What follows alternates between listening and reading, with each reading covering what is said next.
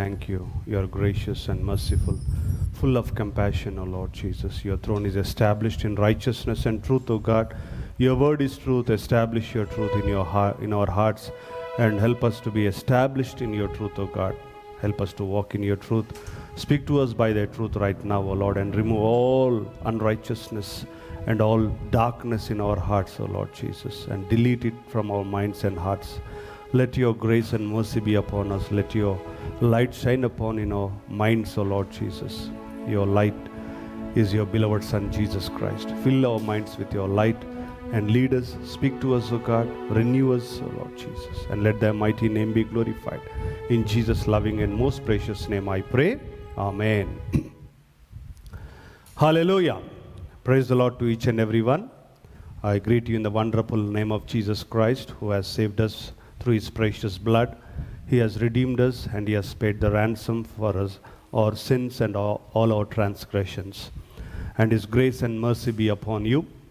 My dear brothers and sisters in Jesus Christ, the Lord is very gracious to us. He is very merciful to us. He has done wonderful things throughout this week.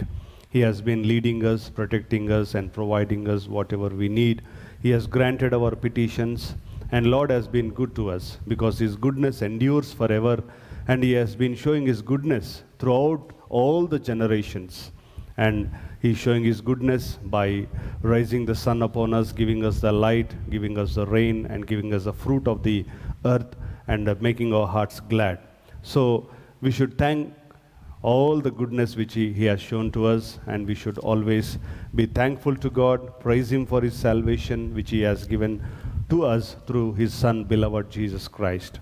So my dear brothers and sisters in Jesus Christ, as we are going to meditate upon the word of God today, let us prepare our hearts, because the word is truth, and we have to fill our hearts with his truth.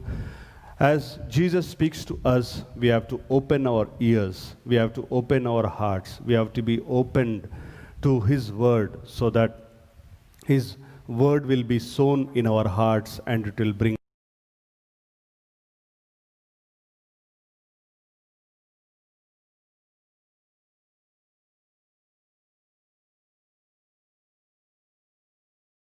surrender our hearts and lives to Jesus Christ.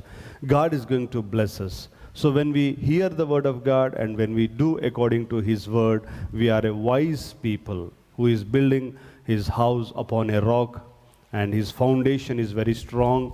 He shall not be moved, though though cyclones are coming, though rain has coming, and though storms come upon that house will not be collapsed. But a fool and unwise person will only hear, but he will not do according to the word of God. He will be very joyful while hearing the word of God, but in doing and in practice, he will not follow what he has heard. So his house will be like he is laying his foundation upon sand, and his house will not stand during the storm, during the rain, or during the wind. So that's why, my dear brothers and sisters in Jesus Christ, we should have a firm foundation upon Lord Jesus Christ by hearing his word and by doing his word, so that our lives will be established in him, and we can lead a righteous life, a glorious life, which is acceptable before our Lord Jesus Christ. So when we come to Jesus Christ, our mindset should be according to his word.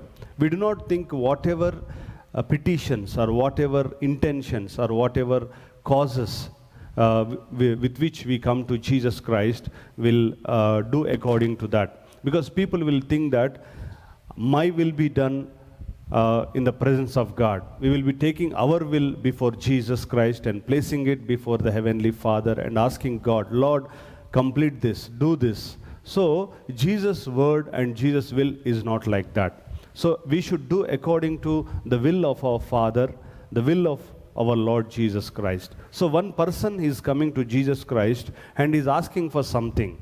So even James and John have come to Jesus and asked that, Lord, when you come in your kingdom, let my brother be on one side, on right side, and I be on the left side.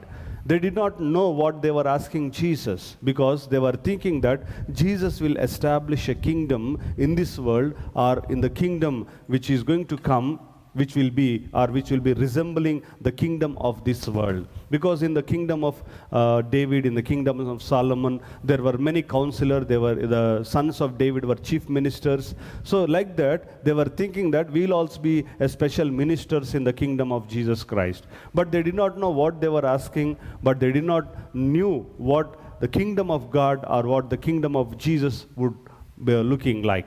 So here also one person is coming to Jesus Christ and asking him about his brother, that he will divide the inheritance which will be coming to him. So here we'll read in the Gospel according to Luke chapter 12 and verse 13. Gospel according to Luke chapter 12 and verse 13. Then one from the crowd said to him, "Teacher, tell my brother to divide the inheritance with me." So he's saying, "Teacher, tell my brother to divide the inheritance." He's saying that, tell my brother, so that he will listen to your word, and so that you will divide the inheritance to me, because my inheritance has to come to me. So you divide it. You tell my brother to accept this division. See, my dear brothers and sisters in Jesus Christ, he is not coming to Jesus for the word of God. He is not coming for a healing. He is not coming for a deliverance. He is not coming for the forgiveness of his sins. He is not coming for the grace which our Heavenly Father has given through our beloved Jesus Christ. But he is coming for an inheritance which will be lost in this world, which we have to live in this world. So, my dear brothers and sisters in Jesus Christ, we should not think whatever we ask, God will do. We should not think whatever we say to Jesus, he will listen to us and he will do according to it. Because we have to understand the word of God. We have to understand the knowledge of Jesus Christ. We have to understand the knowledge of the will of the Father. Then only we can know how to pray, what to ask and what to seek in the presence of God. Here he is coming to Jesus. He is saying teacher. Teacher means one who teaches. So he is the teacher to teach the heavenly things, to teach about God, to teach about his law, to teach about his statutes, to teach about what the will of God says, what is the kingdom of God and how it will be coming, what you have to do and how you have to live in this world. So, he is not coming to Jesus for seeking the kingdom of God, nor the teachings of God, nor the law of God, nor the salvation of Jesus Christ, but he is coming to Jesus to divide the inheritance between him and his brother, my dear brothers and sisters in Jesus Christ. Because there might have been a dispute between his brother is not accepting the division of the inheritance, so he is asking Jesus to divide the inheritance so that he can have his own inheritance and do as he wishes and live as he wishes. We know one good parable which Jesus has taught to us, that is in the Gospel according to Luke chapter 15, about the prodigal son. He comes to his father and says this. We see in the verse 12, chapter 15, Luke chapter 15 and verse 12. And the younger of them said to his father, "Father, give me the portion of goods that falls to me." So he divided to them his livelihood. See, here, the younger son is coming to the father and saying, divide. So whatever the lot falls upon me, you divide it and give to me. So the father has given whatever the inheritance which is coming to him, and whatever goods are coming to him. So the house, the land, and all the property, and also all the goods in the house, whatever are coming in his portion, he is dividing it, and he has given that livelihood to the younger son. So what he has done, did he work hard with that? Did he, multiply the portion which has been given to him? He did not work hard. He has brought everything, he has sold everything, made into money, and he has taken that money and gone to a foreign country, a country which is away from his parents, and he was enjoying his life. And he has wasted his life, and he has lost everything, my dear brothers and sisters in Jesus Christ. So here, the same thing we can know, that this person who wants the division from his brother is not seeking the goodness of Jesus, the teachings of Jesus, though he is calling Jesus as a teacher, but he does not want the teaching of Jesus, but he wanted the division of goods from his brother.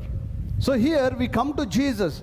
We sit before Jesus and we'll be saying that, Lord, we praise you. You are my Lord. You are my Savior. You are a great God. You have saved my life. You have borne all my sins upon the cross of Calvary. You have shed your blood for me. We will be praising God.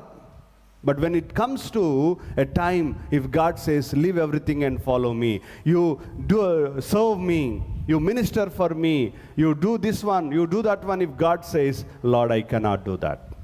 When we are saying Lord, we have to follow whatever Jesus says. So here, teacher, he is saying, even one young person is coming to Jesus, and what he is saying to Jesus here, we'll see in the Gospel according to Mark, chapter 10.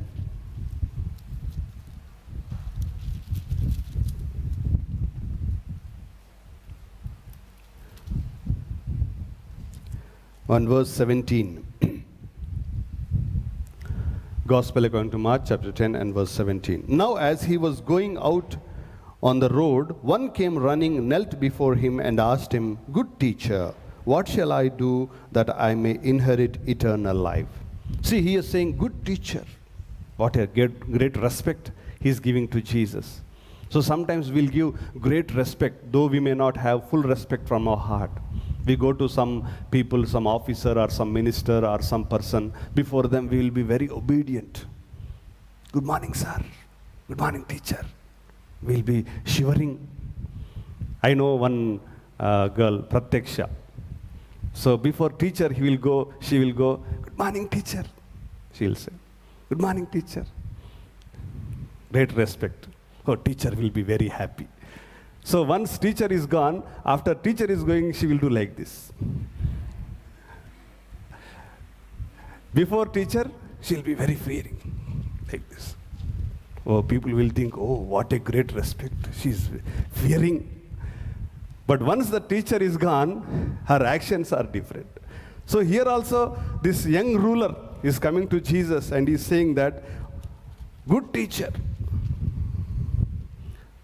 So our words should be in actions.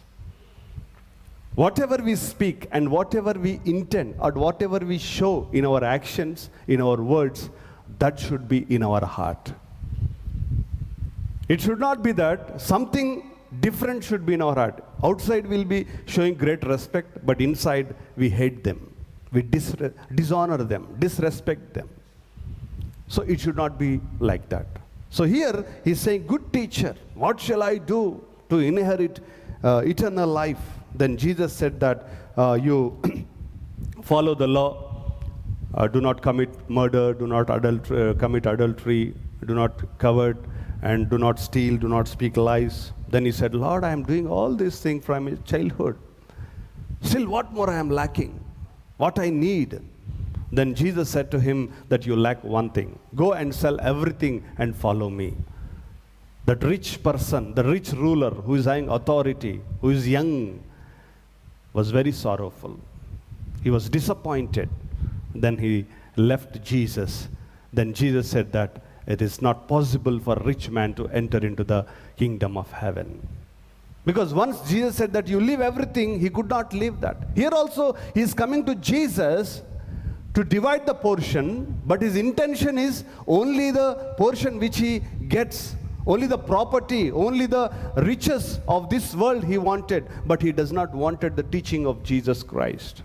So here, when we come to Jesus, though we want things in this world, though we want blessings of this world, but still we should be more careful, or we should give more importance to the teachings of Jesus Christ, what he is speaking, what he is teaching to us, and we have to keep the teachings in our hearts, and we have to follow those teachings, my dear brothers and sisters in Jesus Christ. So that's why I'm saying that this person who is coming to Jesus is saying that, teacher, divide the inheritance which is falling upon me with my brother. Speak to him, you tell him to divide the inheritance with me, because he's not listening to me. He's not obeying me. He's not accepting my petition. So at least you say to him so that he will listen your word. So I see some people making many recommendations.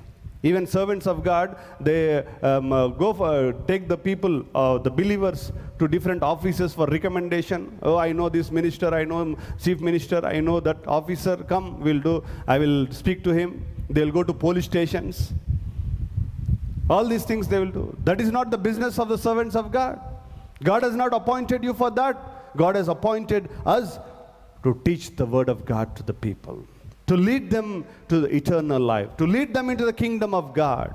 So that should be our priority in our life, my dear brothers and sisters. So what Jesus has said to this person, because this person wanted only the inheritance which is falling upon me. We read the book of Psalms, chapter 7, Psalm 78 and verse 55, which says, He also drove out the nations before them, allotted them an inheritance by survey, and made the tribes of Israel dwell in their tents. Because in the Old Testament, in the book of Joshua also we can read that the whole land was surveyed into different 12 portions, because 12 tribes were there. So those 12 tribes had the whole land divided into 12 portions. The whole land was surveyed. So under the hand of Moses, 2 tribes and 1 half tribe has got the inheritance. And the other 9.5 tribes which did not have inheritance, that whole land, Canaan land, was surveyed and divided by lot under the leadership of Joshua. So in the Old Testament, they used to divide the inheritance among first the tribes, then the different houses in the tribes, and among the household they used to divide the land, which are the property which they inherited. So here also he was thinking that Jesus would tell and Jesus would do this favor towards me, he was thinking. So my dear brothers and sisters in Jesus Christ, our mind should be very clear what Jesus will do in our life and with what intentions we should come to Jesus. So here Jesus is speaking to that man in verse 14. But he said to him, Man, who made me a judge or an arbitrator over you? Jesus is saying, who made me judge and arbitrator to you? I am not the mediator. I am not mediator between your brother and you, so that I can mediate the things of properties, so that I can divide your property. I am not the judge. So no one has appointed me. Who has appointed you? Who has appointed me upon you? My Father has sent to you to teach his teachings, to teach his law, to teach his words, to teach his eternal life, but not to divide the properties, not to interfere or meddle in the things of this world. So that's why Jesus is saying that, man, who made me judge? Don't think that I am a judge or arbitrator to you to divide these properties. I am not for that. I have come into this world to teach about God, to teach about the kingdom of God, especially the eternal life which is in Jesus Christ. So here Jesus is saying that I am not the judge for you. And he also has given 2 important words, an important message to that man. In verse 15 we read, Take heed and beware of covetousness. Covetousness, for one's life does not consist in the abundance of the things he possesses. See here, this person who is coming to Jesus, he's having covetousness in his heart. He's coveting his brother's inheritance, his brother's property. So that's why Jesus is saying that beware of covetousness. See what the Bible says in the 10 commandments, it is a very clear, the last commandments which God is giving. We'll read in the book of Exodus chapter 20. The 10th commandment, where it speaks about covetousness, my dear brothers and sisters in Jesus Christ. We read in verse 17, You shall not covet your neighbor's house. You shall not covet your neighbor's wife, nor his male servant, nor his female servant, nor his ox, nor his donkey, nor anything that is your neighbor's. See, Jesus is very clearly saying that you shall not covet. So beware of covetousness. Do you have covetousness in your heart? Are you seeking the things of others people? Always will be seeking the things of others people. their books, their pens, their money, their cell phones, their vehicles, their houses, their properties, their lands, whatever they may be having. So we will be coveting. So the Jesus is saying that beware of it. Because why Jesus is saying beware of it? Because life does not consist in the abundance. See, we think that our life is only the abundance of in the things of this world. So when we have abundance in this world, we have good houses, good lands, good money, good job, good wisdom, good knowledge, and we have good clothes, and we have good vehicles, good mobiles. We think that all this I have in abundance. So Jesus is saying that you beware of it, because one's life is not in the abundance of things of this world. So my dear brothers and sisters in Jesus Christ, Jesus is saying very clearly of life does not consist in the abundance of the things he possesses. So don't think that if I have good things, good money, good job, I have riches in this world, I can be very comfortable. I can be very happy in this world. Solomon, he had all the riches of this world. He had the full wisdom he had. He had many wives. He had good houses, good palaces he had, good throne he had. And he used to drink wine in golden vessels. He used to eat in golden plates. But what he's saying in Ecclesiastes, we can read that everything is vanity, vanity, vanity, vanity, he's saying. In chapter 2, very clearly he says, whatever he has acquired in his lifetime, whatever property, whatever riches, and whatever things he has acquired in his life, he says that it's all vanity. Because he could not find happiness in them. He could not find joy in those things. So my dear brothers and sisters in Jesus Christ, all the riches, all the glory, everything in this world he had in his lifetime. But what Jesus said about him, that he has not been adorned like the flower of the grass. So Jesus compared the glory of Solomon with the flower of the grass. So my dear brothers and sisters in Jesus Christ, don't think that my life will be happy, joyful, if I have all the comfortable things in this world, if I have money, if I have good properties in this world.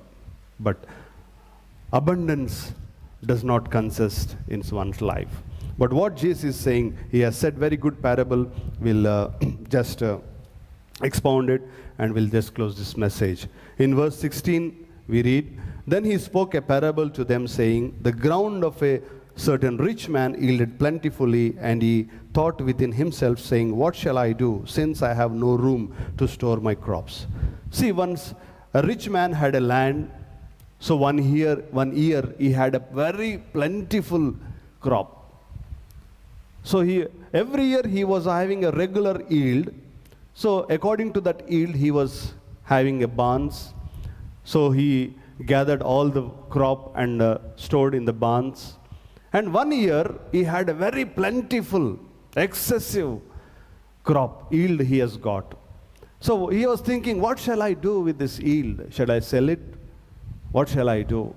So he was thinking, and finally he got an idea. What he is saying, we'll read.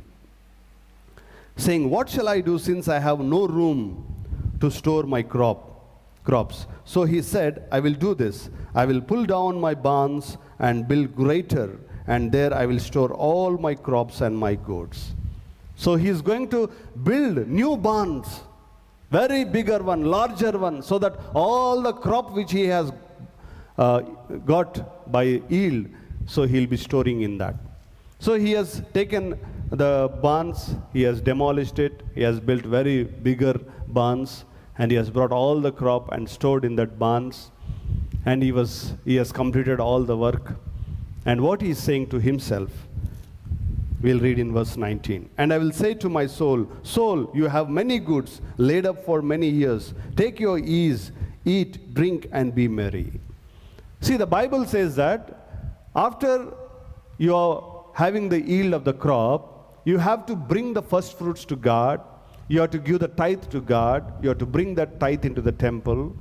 You have to get that yield or whatever the crop you have grown, you have to bring that crop into the presence of God and say, Lord, I thank you for giving me this crop, and I praise you and I worship you. Thank you for giving me your blessings. He has to glorify, he has to rejoice in God. So we can read in the book of Ruth to know it very clearly. After Boaz has been blessed by the crop, on that day he slept at his heap, and he has drank there, he has rejoiced, and he rejoiced in God. All were dancing, praising God, thanking God. So he has to praise God, he has to thank God, he has to rejoice in God. So once you receive the blessings, once you receive the yield of the crop, once you receive a good job, or once you receive a good success in this life, good results in your life, or good land or good property, whatever it may be in this world, whatever you get from the blessings of God, first thing we have to do is we have to thank God. We have to rejoice in Him. That God is seeking from us. What David did, he rejoiced in God. He did not rejoice in his riches. He had many riches. God has given him in gold, silver, bronze, iron, many things God has given him. But he never rejoiced in those riches. He has rejoiced in God. That's why he was able to give to God. The property which he has given, the value of it is 350 crores. The value of the gold, silver, whatever the precious items which David has given for the building of the temple, the total value is 3,50,000 crores. See, the richest man in India, that is Mukesh Ambani, his property value is 1,50,000 crores. So only it is not even 50% of David, which he has given to God. He had still more properties. He had still more riches. So, my dear brothers and sisters in Jesus Christ, he rejoiced in God. That's why God has given him more. He freely, with thankfulness, he has given to God. So here also, but here we see this rich man, he is not rejoicing in God. What he is saying to himself is that, take your ease, eat, drink, and be merry, because for many years goods have been laid for you.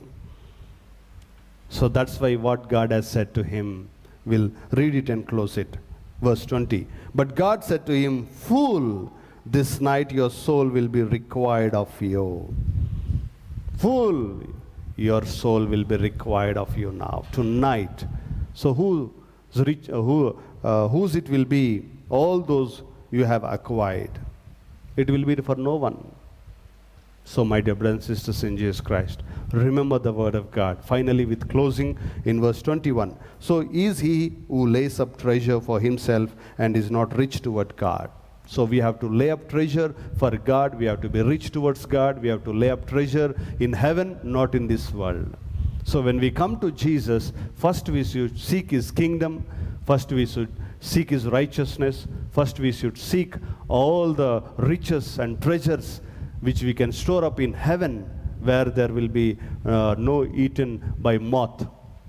But if you lay up treasure in this world, moth will be eating it. So that's why you lay treasure in God, you lay treasure in kingdom of heaven, and you lay treasure and you be rich towards God, not for yourself, not to enjoy, not to be at ease, not to drink and be merry in this world, but you prepare all the riches, whatever you are going to acquire or whatever you have acquired, let it be for God, and you rejoice in God. Let us pray.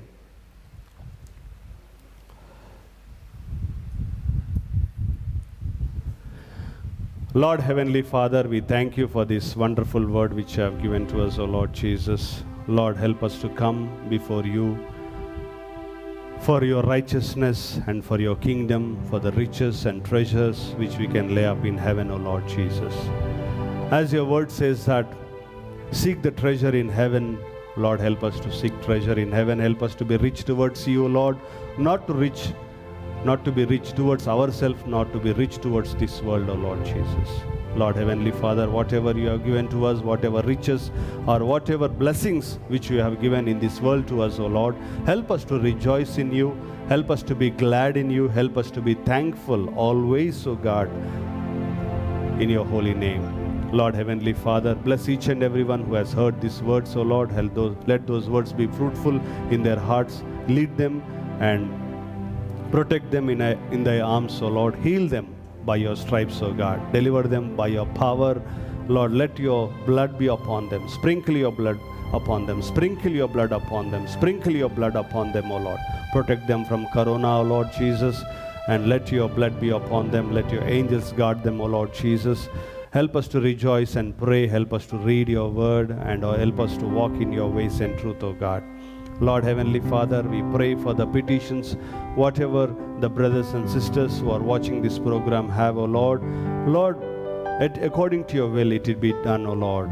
Lord, grant those petitions, O Lord. If we are asking against your will, please forgive us, O Lord Jesus. Help us to understand what your intentions and what your thoughts are, O Lord, upon us. And help us to pray according to your will, to glorify your holy name. Help us to rejoice only in you, only in you, only in you. Lord, let your mighty name be glorified. We ask all this in the glorious name of our beloved Son, beloved Lord and Savior, Jesus Christ. Amen. My dear brothers and sisters, Lord, we'll be lifting up offerings now as we are going to sing a song. As you're finding on the scrolling on the screen, you can have the account numbers of Society of Christ. You can transfer your money through Nifty online banking, and also you have Google Pay, Phone Pay number, Paytm number. You can also transfer through those number also.